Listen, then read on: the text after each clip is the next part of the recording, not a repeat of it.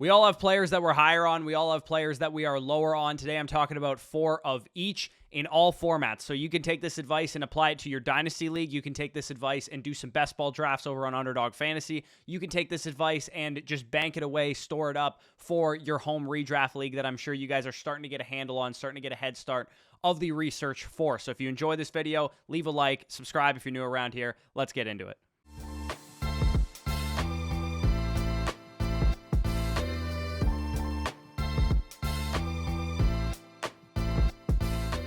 All right, we are going to start it off. I'm going to go back and forth with my higher player and then my lower player. And these guys also have some similarities. Some of them are both young receivers. Some of them are both running backs, etc. So my number one player that I am higher on is Jordan Addison. ADP of wide receiver 37, wide receiver 17 in Dynasty. Those of you guys that are Dynasty players know that I'm higher on Jordan Addison, but I am higher on him in all formats, not just from a Dynasty perspective. The 2 wide receivers last year that led the NFL in routes run and 2 of the only 5 wide receivers to have over 600 routes on the season were Justin Jefferson and the wide receiver opposite him in Adam Thielen. The Vikings offense wants to throw the football. They ranked 3rd in total pass attempts last year with 672. They were 5th in pace of play, 3rd in the NFL with a 64% pass rate. So bottom line is this team wants to pass. They are going to pass, and they drafted a first-round wide receiver to kind of solidify that stance. Y'all know I love Jordan Addison as a prospect. I would not be shocked if he thoroughly outproduced Jackson Smith-Njigba as a rookie, and that may cause the market to even eventually view him as the wide receiver 1 of this class from a Dynasty perspective. But in redraft, he's going really low, wide receiver 37. He's available in the 6th, 7th, 8th round of a lot of your drafts. On Underdog Fantasy right now, you can get the higher on his season-long pick'em. And of course, if you guys want to do some of these and tail some of these picks, you can go on over to Underdog Fantasy and use the promo code FSC for 100% back up to $100. 4.5 receiving touchdowns.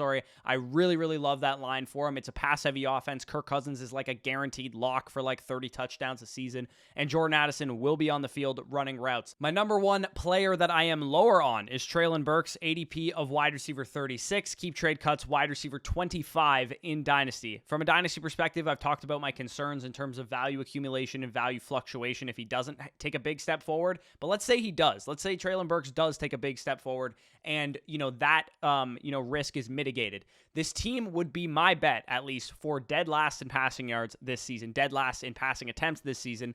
Derrick Henry is still there. They operate at an absolute snail's pace, 32nd in the NFL, a full 6 or 7 seconds slower per play than some of the pass-heavy offenses in the NFL.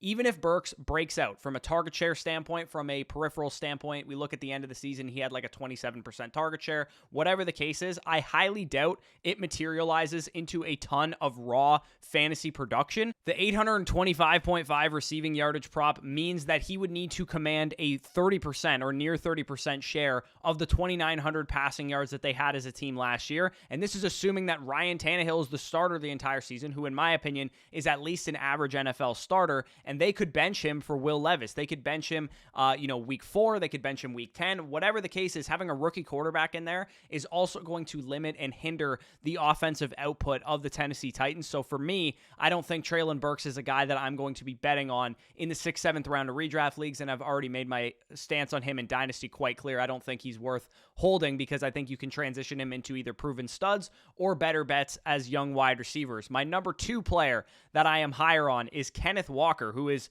pretty much being slandered all over the streets right now. ADP of RB16, RB10 in Dynasty. To me, it feels like the hate has gone too far on Kenneth Walker. Yeah, it sucks that Kenneth Walker had to have Zach Charbonnet added to this backfield, and I love Zach Charbonnet, but this is the NFL now. This is how teams are operating their backfields.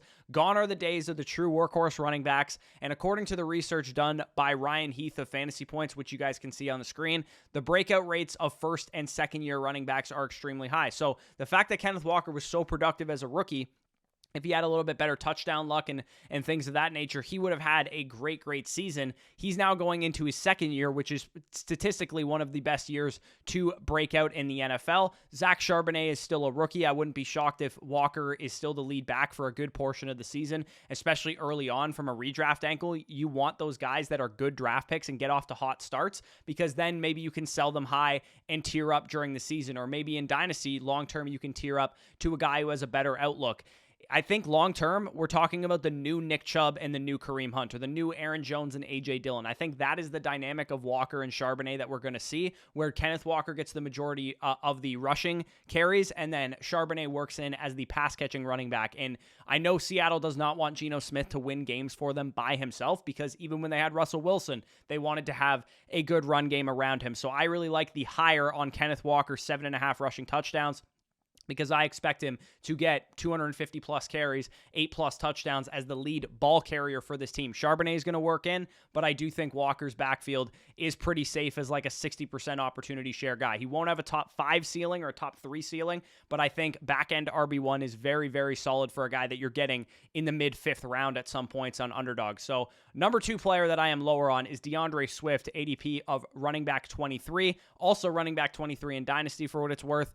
In that same chart that I just outlined, you guys can see it on the screen again. You can see that year 4 breakouts for running backs are usually not great bets. And I would say, especially when we add the context for DeAndre Swift, that he has been traded from his original team, and he's dealt with injuries for most of his career. He's a talented player, no question, but this backfield will be a committee. The Philadelphia Eagles have notoriously been, low investment running backs. We're not going to, give one guy all of the work. They're going to have a role in mind for DeAndre Swift. They're going to have a role in mind for Rashad Penny. They're going to have a role in mind for Kenneth Gainwell, and hell, maybe they still add to this backfield. Dalvin Cook is still available. Leonard Fournette is still available. Ezekiel Elliott is still available. They could add more guys to this backfield and make it even more crowded. And I don't want you guys to lie to me. I know when you select DeAndre Swift in an underdog draft or in a dynasty startup, you are thinking in the back of your mind, hey, what if this guy becomes the workhorse for the Philadelphia Eagles? I'm telling you right now that expecting that out of a year 4 running back is a bad bet to make. Look at what they've invested in him. They traded like a conditional day 3 pick. If it was going to happen, it would have happened in Detroit, and that is my stance on DeAndre Swift. So for me, I'm probably not going to have a lot of him in redraft. I'll just take the cheaper options in that backfield. And in Dynasty, I would sell him for an equivalently valued wide receiver or use him in a package deal to get to a quarterback, whatever the case is. I like the lower on his 567 rushing yards for a couple reasons. 1, because I think it's a committee. And 2, because I think when you look at Jalen Hurts taking away rushing volume, Rashad Penny taking away rushing volume, and DeAndre Swift's injury history as well, that seems like a good prop to place. So number 3 player that I am higher on is Amon-Ra St. Brown, who is going very expensive in a lot of formats right now. ADP of wide receiver 10 on Underdog, wide receiver 7 in Dynasty per keep trade cut. This one is so easy for me to understand why I love Amon-Ra St. Brown. He plays in a top 5 offense in points per game last year. They averaged 28 points per game in the games that he was healthy, and uncoincidentally, the only times he wasn't healthy, they scored 6 points against the Patriots and 0 points in another game. Less than 15 points the only 2 times they scored the whole season was the 2 games that Amon-Ra St. Brown was out there for like 15% of the snaps. So when you have a second-year wide receiver in Amon-Ra St. Brown, who commanded a 32.3% target rate at 23 years old, which was top 3 in the NFL last year,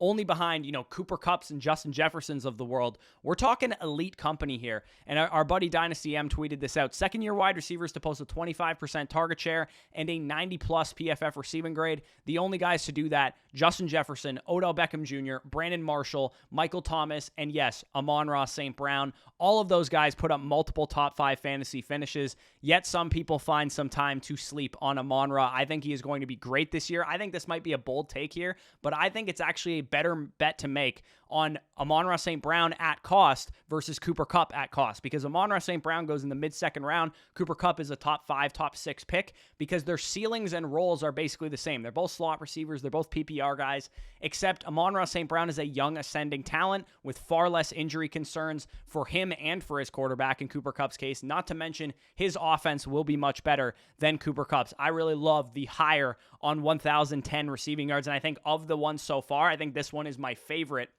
and one of the ones that I will absolutely be using in a pick'em slip. Number 3, Cooper Kupp. Speaking of him, right? I'm a little bit lower on him. I think his ADP of wide receiver 4, his keep trade cut rank of wide receiver 16 in Dynasty, it's a little high in my opinion. Here's my thought process, because I could spend all day talking about Cooper Kupp's elite ceiling and how he could make me really stupid and finish as the wide receiver 1 and it wouldn't even be close, because we saw what he did in 2021. We saw what he did when he was on the field last year. He was bar none like the best receiver in fantasy, including, the likes of Justin Jefferson. But I have severe injury concerns and, volatility concerns with him and with this offense, because he is a 30-year-old wide receiver coming off of a severe high ankle sprain, which required surgery, and his quarterback literally broke his back and is over 35 years old. So with both of these guys, Kupp and with Stafford, I'm starting to think that both of them having injury concerns and being older is a detriment to both guys. I'd rather be a year too early on a fall off like this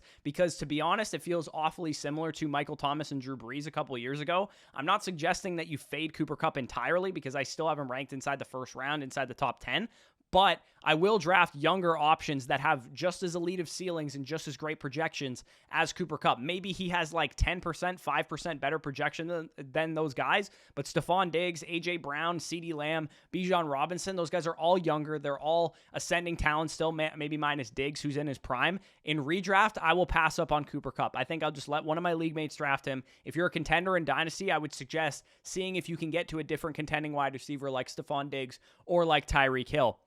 Right now, I kind of like the lower on the 1325.5 receiving yards. If he stays healthy and Stafford stays healthy, he's going to obliterate that out the water. But given that I have injury concerns and, age concerns, I think I'm going to take the lower on Cooper Kupp.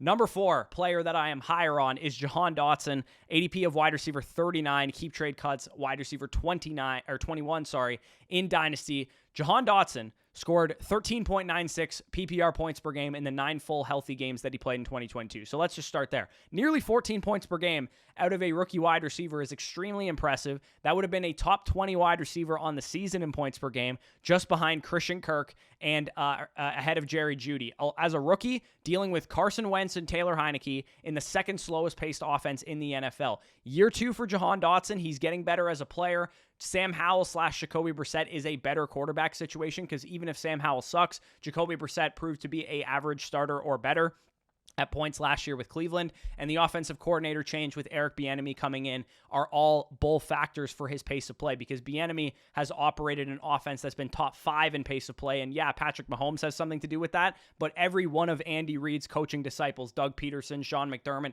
they all operate offenses that are fast in pace of play, so I don't think Washington will be this run-heavy, slugfest offense. I think they're going to throw the ball a lot more, whether it's Howell or Brissett at quarterback. I really don't care for Jahan Dotson because I do think he is going to break out this year. His reception perception numbers are off the charts. 60th percentile against man, 64th percentile against zone, 87th percentile against press. He was above average on 9 of the total 10 routes that Matt Harmon charted, and I love the higher on 4 receiving touchdowns for the outstanding second-year wide receiver from Penn State. So let's move on to the final player of this video, which is my number 4 player that I am low on, also a second-year wide receiver, Christian Watson from Green Bay, ADP of wide receiver 20.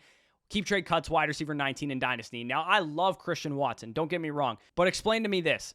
How does losing Aaron Rodgers help Christian Watson improve his peripherals to the point that he's going ahead of proven absolute studs like Terry McLaurin, Mike Williams, DJ Moore, Brandon Ayuk, and Chris Godwin? No, I'm talking redraft here. Those guys are going behind him in redraft, not in Dynasty. Obviously, they're going behind him in Dynasty because of the age factor. His peripherals are basically the same as Jahan Dotson's. For the 9 healthy games that Jahan Dotson was there and on the field, he averaged over 6 targets per game and 3.5 receptions. Both guys were touchdown scorers. They were both scoring a ton of touchdowns.